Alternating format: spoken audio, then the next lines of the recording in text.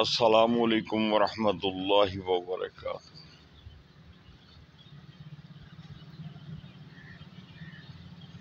جب میں اپنے معاشرے کی حالت پر نظر دوڑاتا ہوں،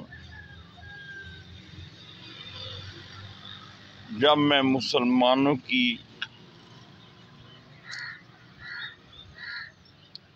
حالت پر غور کرتا ہوں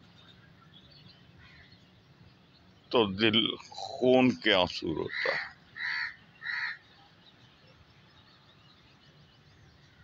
اور مجھے ایسا محسوس ہوتا ہے کہ جیسے یہ یقینی امر ہے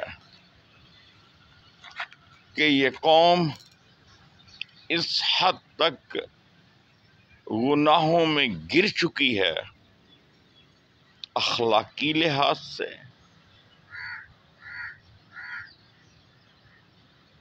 اور اللہ کے نافرمان ہونے کی وجہ سے، کہ اب اللہ کے عذاب سے اس کو بچانے والا کوئی بھی نہیں۔ اور سب سے بڑھ کر یہ بات ہے کہ یہ وہ قوم ہے جو کھلے عام در پردہ ہر حالت میں بڑی ڈٹائی کے ساتھ یہ گناہ اور غلطیاں کرتی ہے اور توبہ کی طرف رجوع بھی نہیں کر پا رہی۔ مساجد میں جاتا ہوں، نماز ادا کرتے ہوئے جب میں لوگوں کو دیکھتا ہوں اور میں غور کرتا ہوں کہ ہم کس طرح کی نماز پڑھ رہے ہیں، وہ پنجابی میں کہندے نے ٹھونگے مارنے تے گھراں نوں آ جانے، ایک عادت ہے، ایک ایکسرسائز کرنے جاتے ہیں، ایک دکھاوا سا ہے۔ نماز کے اندر جان نہیں ہے، نماز کے اندر وہ مٹھاس، وہ ٹھنڈک نہیں مل رہی، وہ سکون نہیں پایا جا رہا جس کے لیے ہم اللہ کے ہاں حاضر ہوتے ہیں اور اس کے سامنے جھکتے ہیں اور اس کے سامنے سجدہ ریز ہوتے ہیں۔ ہمارے سجدوں میں وہ تڑپ نہیں ہے، ہمارے رکوع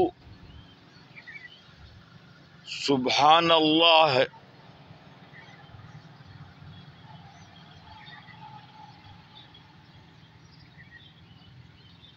سبحان اللہ العظیم تو کہتے ہیں، لیکن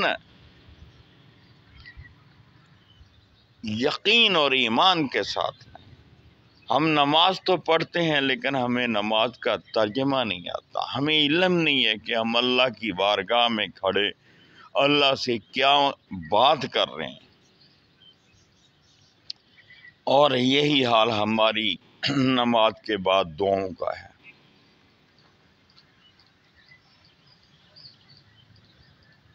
اور پھر جب کہ قرآن یہ کہہ رہا ہے فرقوں میں مت بٹو، ہم فرقوں میں بٹ چکے، اور آگے سے جواز یہ پیش کرتے ہیں کہ اللہ کے نبی کا فرمان تھا کہ اتنے فرقے بنیں گے، تو اس کا مطلب یہ ہے کہ ہم نے اگر کوئی رہ گیا نا تو وہ ہم بھی بنا لیں، جبکہ اللہ کا حکم یہ ہے کہ تفرقہ میں مت پڑو۔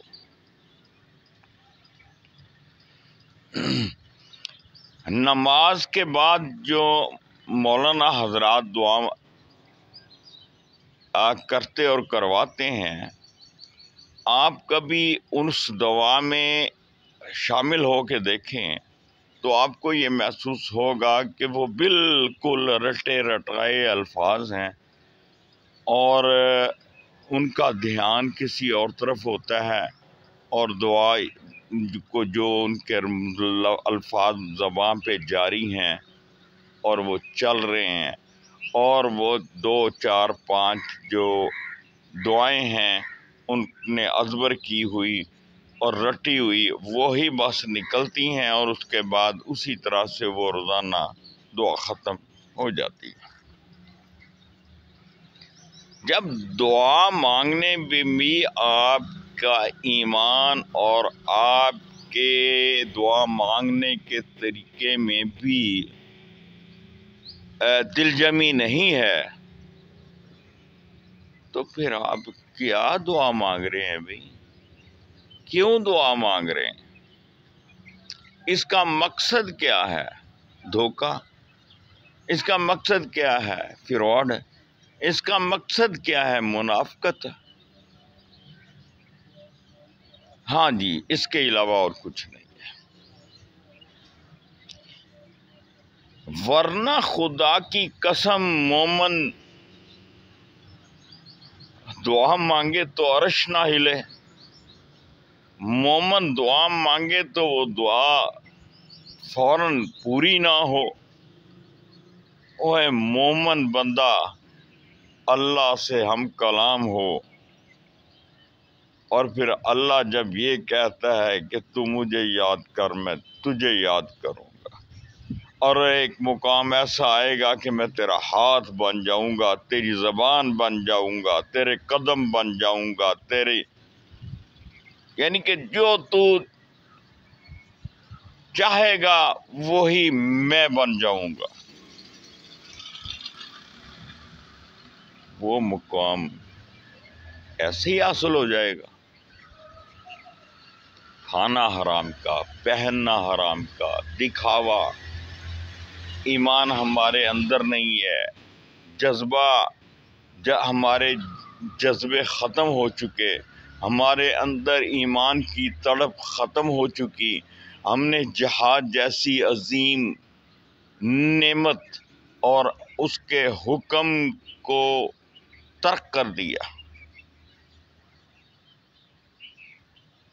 ہم نے نمازیں چھوڑ دیں، ہم نے حج زکوٰۃ چھوڑ دیے، بس دکھاوے کے لیے البتہ کچھ نہ کچھ مرچ مسالہ لگاتے ہیں تاکہ لوگ ہمیں مسلمان کہیں اور ہم مسلمانی کا دعویٰ کر سکیں، اور پھر اوپر سے دعویٰ یہ ہے کہ کوئی بات نہیں، ہم اللہ کے نبی کی امت سے ہیں، وہ ہمیں چھڑوا لے گا۔